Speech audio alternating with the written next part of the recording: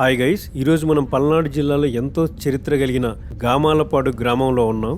ఈ గామాలపాడు పల్నాడు యుద్ధంతో ప్రత్యక్ష సంబంధం కలిగి ఉంది. ఈ గామాలపాడులోనే భారతదేశ చరిత్రలో మొదటి మహిళా మంత్రి అయిన నాయకురాలు నాగమ్మ పుట్టింది, పెరిగి పెద్దదైంది. అలాగే గుర్రపు స్వారీ, కత్తి విద్యలు, విలు విద్యలు అన్ని నేర్చుకుంది ఈ గ్రామంలోనే. పల్నాడు యుద్ధం జరగక ముందు ఇప్పుడు మీరు చూస్తున్న ఈ ప్లేస్ అంతా కూడా ఊరు. ఆ ఊరు పేరే జిట్టగామాలపాడు. ఇక్కడంతా ఊరుండేది, మధ్యలో శివాలయం ఉండేది. ఇప్పుడు మీరు చూస్తున్న ఈ శివాలయం చెన్న మల్లికార్జున స్వామి గుడి. ఈ ఆలయాన్ని నాయకురాలు నాగమ్మ నిర్మించారు. 11వ శతాబ్దానికి చెందిన ఈ ఆలయం కంప్లీట్గా శిథిలావస్థకు చేరుకుంది. మళ్ళీ ఇప్పుడు ఈ ఆలయాన్ని డెవలప్ చేస్తున్నారు. ఇప్పుడు మీరు చూస్తున్న ఈ శివాలయం చుట్టుపక్కల ఇల్లుండేవి, ఇక్కడ ఒక ఊరుండేది.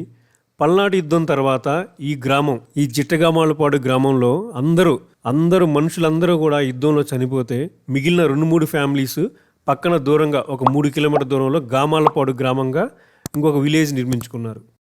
పల్నాడు యుద్ధం తర్వాత అప్పటి నుంచి ఇప్పటివరకు దాదాపు 800 సంవత్సరాలు ఈ ఆలయం శిథిలావస్థలో ఉండిపోయింది. ప్రస్తుతానికి గర్భగుడి మీద ఉన్న గోపురం మాత్రమే మనకు మిగిలింది. చూడండి ఆర్కిటెక్చర్ ఎలా ఉందో, ఎక్సలెంట్గా ఉంది ఈ టెంపుల్ చూడటానికి.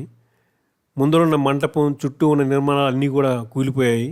మళ్ళీ ఈ ఆలయానికి పూర్వవైభవం తీసుకురావాలని ప్రయత్నిస్తున్నారు.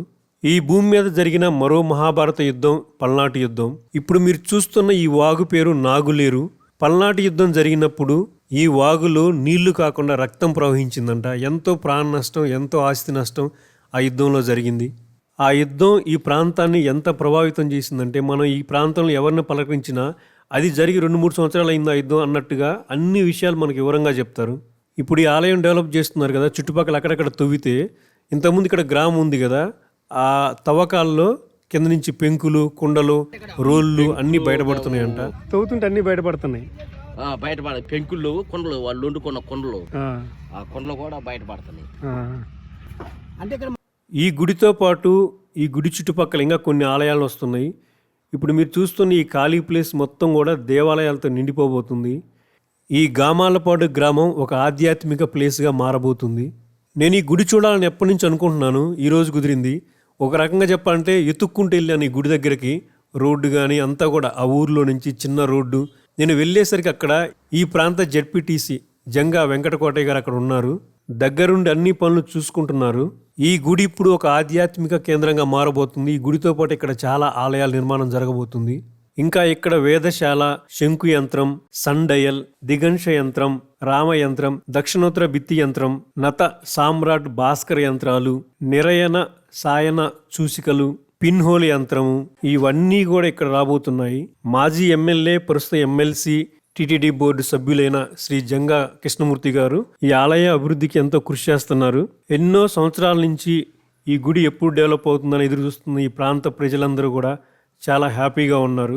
తొందరలో ఈ ఏరియా మొత్తం, ఈ నాగమ్మ ప్రాంగణం మొత్తం కూడా ఒక ఆధ్యాత్మిక వెబ్గా మారబోతుంది. ఒక సెంటర్ ఆఫ్ అట్రాక్షన్ అవుతుంది. హైవే నుంచి డైరెక్ట్ రోడ్డు కూడా వేస్తున్నారు ఈ గుడి వరకు. ఇంకా ఇక్కడ శ్రీ వెంకటేశ్వర స్వామి గుడి, రాజరాజేశ్వరం వారి గుడి, ఈ ఆలయాలతో పాటు ఇంకా మరికొన్ని ఆలయాలు కూడా ఇక్కడ నిర్మించబోతున్నారు. మనం హైదరాబాద్ నుంచి పిడుగురాలు వెళ్ళేటప్పుడు ఆ హైవే మీద రోడ్డు మీద ఈ గామాలపాడు గ్రామం ఉంటుంది. అక్కడే ఈ టెంపుల్ ఉంది. మళ్ళీ ఎప్పుడైనా అటుగా వెళ్తే మళ్ళీ ఎంతవరకు డెవలప్ అయింది, ఎలా ఉంది టెంపుల్ అని కూడా మళ్ళీ వీడియో తీసి మళ్ళీ మన ఛానల్లో షేర్ చేస్తాను. Thank you friends, thank you for watching.